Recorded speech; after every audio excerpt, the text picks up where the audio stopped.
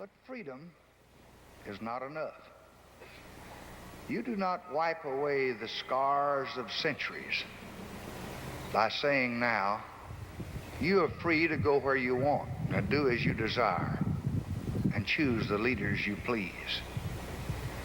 You do not take a person who for years has been hobbled by chains and liberate him, bringing up to the starting line of a race, and then say, you are free to compete with all the others, and still justly believe that you have been completely fair.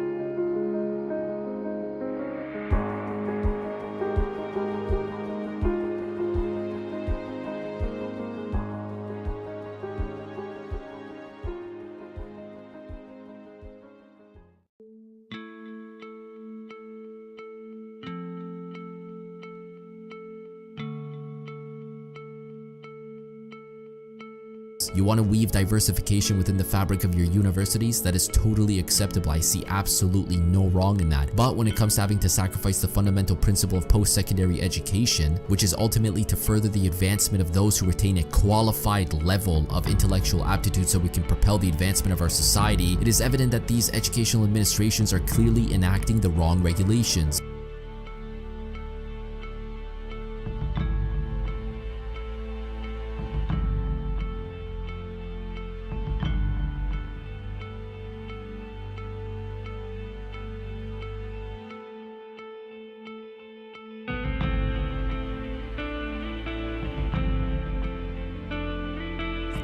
Mismatching. According to The Atlantic, the mismatch effect happens when a school extends to a student such a large admission preference, sometimes because of the student's athletic prowess, legacy connection to the school, which is because of the student's race. The student finds himself in a class where he has weaker academic preparation than nearly all of his classmates. The student who would flourish at, say, Wake Forest or the University of Richmond instead finds himself at Duke, where the professors are not teaching at a pace designed for him. They are teaching to the middle of the class, introducing terms and concepts at a speed that is unnerving even to the best prepared student. The student who is underprepared relative to others in that class falls behind from the start and becomes increasingly lost as the professor and his classmates race ahead. His grades on his first exam or papers put him at the bottom of the class. Worse, the experience may well induce panic and self-doubt, making learning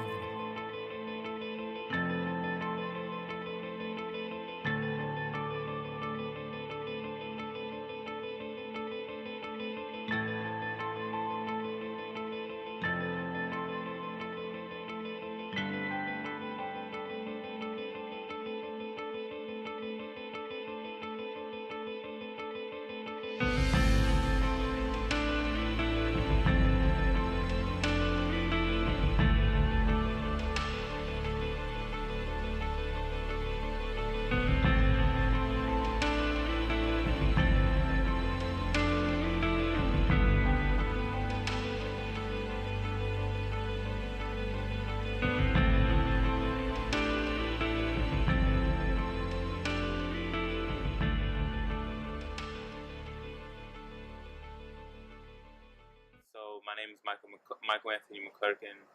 I'm a first-year medical student at Harvard Medical School, and I graduated undergrad from the State University of New York at Buffalo in 2013. Backstory: I grew up really poor. I grew up in an urban area, a lot of crime, a lot of violence, a lot of stuff like that. And I graduated from a pretty poor high school, managed to go to college, and wanted to do medicine, but Harvard was never really in the cards. There was this flyer that was hanging up, and it said, Harvard Medical School wants students underrepresented in medicine. And I was like, oh my goodness. So that was like the first time where I even considered applying.